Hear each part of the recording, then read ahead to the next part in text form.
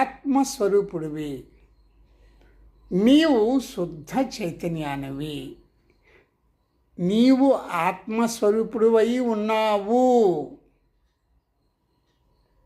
అని నీవు గుర్తించిన క్షణమే నీవు ముక్తిని పొందుతావు. ముక్తి అంటే లిబరేట్ అయిపోతావు. లిబరేట్ అవ్వటము,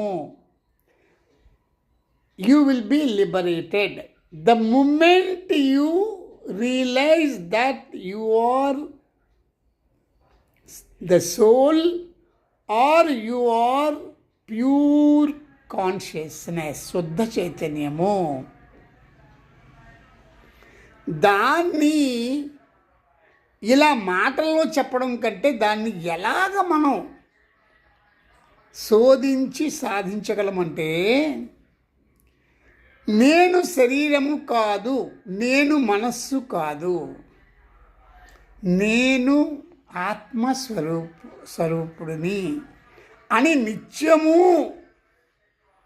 నేను భావిస్తూ, నేను శరీరాన్ని మనస్సుని వేరుగా చాలా దూరంలో వాటిని పెట్టి వస్తువులుగా వాటిని సాక్షిగా చూస్తున్నాను. అలా ప్రతి క్షణము అట్లాగే చూడటం అనేది ప్రాక్టీస్ చేస్తే ఖచ్చితంగా మీకు ఎలాంటి అనుభవం వస్తుంది అంటే, మీరు శరీరాన్ని చూస్తున్నట్టుగా, మీరు మీ మనస్సును చూస్తున్నట్టుగా మీకు తెలుస్తుంది. ఆ రెండు వేరుగా మీ నుంచి వేరుపడినట్లుగా కనిపిస్తాయి. మీరు అలా ఆలోచన చేస్తేనే అలా కనిపిస్తుంది, లేకపోతే కనిపించదు. ఇది నా స్వ అనుభవంతో చెబుతున్న మాటలు.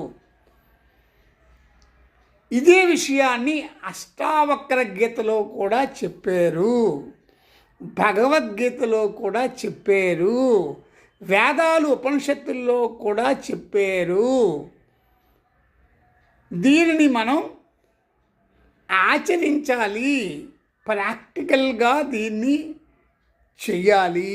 అప్పుడు ఇది మనకి అనుభవంలోకి వస్తుంది.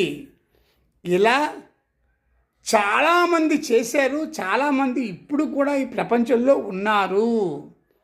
జీవంతోనే ఉంటూ ఆత్మస్వరూపులుగా గుర్తించి ఆత్మస్వరూపులుగా ఆనందంతో ఉన్నారు.